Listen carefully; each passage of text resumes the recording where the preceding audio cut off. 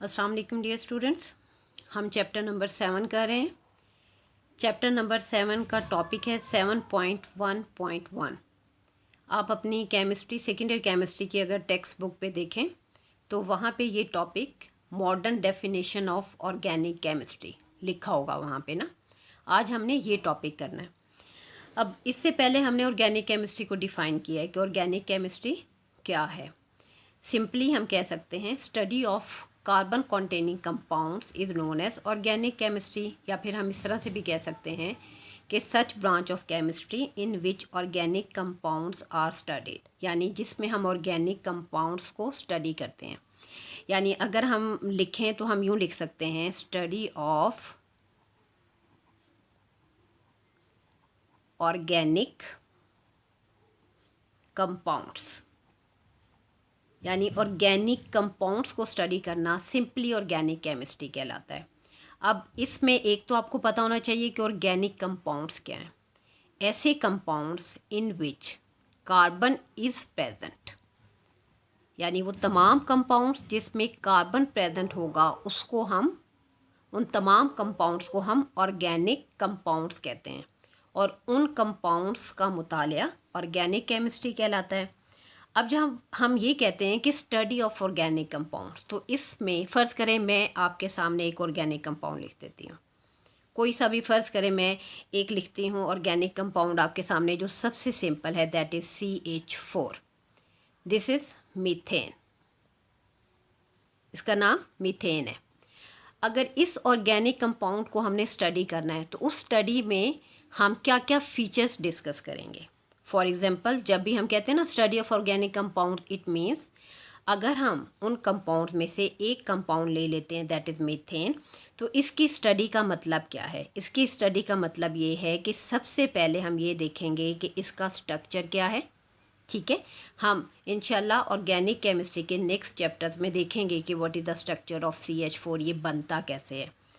फिर हम देखेंगे कि what are properties of this compounds, methane की फ़िज़िकल प्रॉपर्टीज़ क्या हैं, इसकी केमिकल प्रॉपर्टीज़ क्या है, उनको हम स्टडी करेंगे।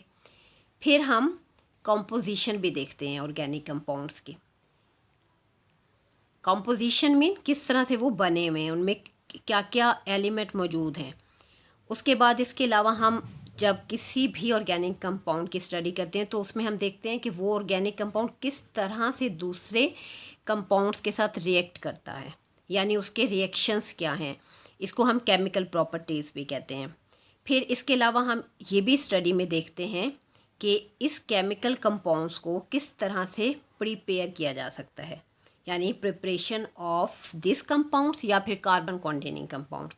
मीन्स जब हम डेफिनेशन करेंगे ऑर्गेनिक केमिस्ट्री की तो सिंपली हम कह सकते हैं study of organic compounds is organic chemistry. और स्टडी में क्या आता है, स्टडी में आता है कि हमने उस कंपाउंड का स्ट्रक्चर देखना है, उस कंपाउंड की प्रॉपर्टीज़, यानी कि अगर मैं तो एक मीथेन की बात कर रही हूँ ना, अदरवाइज सारे ऑर्गेनिक कंपाउंड, उसकी कॉम्पोजिशंस क्या है उन सारे ऑर्गेनिक कंपाउंड्स की, उनके वो कैसे रिएक्ट कर रहे हैं, और उनको प्रिपरेशन किस तरह से उसकी होती है उस पर्टिकुलर कंपाउंड की या कार्बन कॉन्टेनिंग कंपाउंड्स की। तो ये इसकी डेफिनेशन है। अब यहाँ पे हमने सिर्फ बात की है कार्बन इज़ प्रेजेंट, तो बेटे कार्बन की 4 वैलेंसीज होती हैं। अब ये तो मुमकिन नहीं है कि कार्बन हमेशा अपने साथ ही बॉन्ड बना ले कि ये कार्बन इसके साथ बॉन्ड बना रहा है। इस कार्बन ने और भी तो बॉन्ड्स बनाने हैं ना। तो ऑर्गेनिक कंपाउंड्स मुख्तलिफ़ तरह के हैं, उनमें मुख्तलिफ़ एलिमेंट्स और भी प्रेजेंट होते हैं कार्बन के अलावा। तो अगर हम उन एलिमेंट्स की बात करें तो कौन कौन से इम्पोर्टेंट एलिमेंट्स आर प्रेजेंट। अब हम देखते हैं कार्बन तो है ही है, कार्बन के अलावा और कौन कौन से प्रेजेंट होते हैं। कार्बन के अलावा जैसे कि आपको पता है हाइड्रोजन हर हाल में प्रेजेंट होगा। हाइड्रोजन, इसको हम H से रिप्रेजेंट करते हैं, इसकी सिंबल है। इसके अलावा इनमें सल्फ़र भी हो सकता है, सल्फ़र को हम S से रिप्रेजेंट करते हैं, इसकी सिंबल है। इसके अलावा नाइट्रोजन भी है, इसको हम N से रिप्रेजेंट करते हैं। फिर इसके अलावा जो एक और एलिमेंट इसके अंदर मौजूद होता है that is phosphorus. That is represented by P। इसके अलावा हैलोजेंस भी हो सकते हैं इन ऑर्गेनिक कंपाउंड्स में, इनको हम X से रिप्रेजेंट करते हैं, और समटाइम्स मेटल्स भी इसके अंदर मौजूद होती हैं। अब कंप्लीट इसकी डेफिनेशन देख लें। कार्बन कंटेनिंग कंपाउंड्स होंगे, उनको हम स्टडी करेंगे, और कार्बन के अलावा ये सारे के सारे अदर एलिमेंट्स भी ऑर्गेनिक कंपाउंड्स के अंदर मौजूद हो सकते हैं। फिर इनमें एक और चीज़ भी है, मॉडर्न डेफिनेशन में कुछ ऐसे भी कार्बन कंटेनिंग कंपाउंड्स हैं जो कि ऑर्गेनिक इन नेचर नहीं है, यानी उसमें हम यूँ कहेंगे कि compounds of carbon which are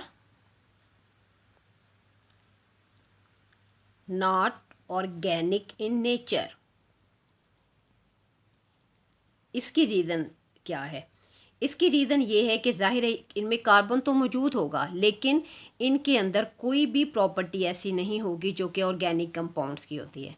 इसलिए इन कंपाउंड्स को हम कहते हैं कि इनमें कार्बन तो मौजूद है, लेकिन वो कार्बन होने के बावजूद ये कंपाउंड ऑर्गेनिक नहीं है। ये सिर्फ चंद हैं इनके, अगर आप नाम याद कर लें। इनके अलावा बाकी तमाम carbon containing compounds organic compounds होते हैं, और उनको स्टडी करना ऑर्गेनिक केमिस्ट्री कहलाता है। इनको अगर हम देखें तो फर्स्ट करें, एक कंपाउंड है कार्बन मोनोऑक्साइड, नाम आपने ज़रूर सुना होगा, इसका फार्मूला CO आपकी बुक में लिखा होगा। फिर इसके अलावा एक और होता है कार्बन डाइऑक्साइड, इसका फार्मूला है CO2। इसके अलावा एक और होता है कार्बन डाइसल्फाइड,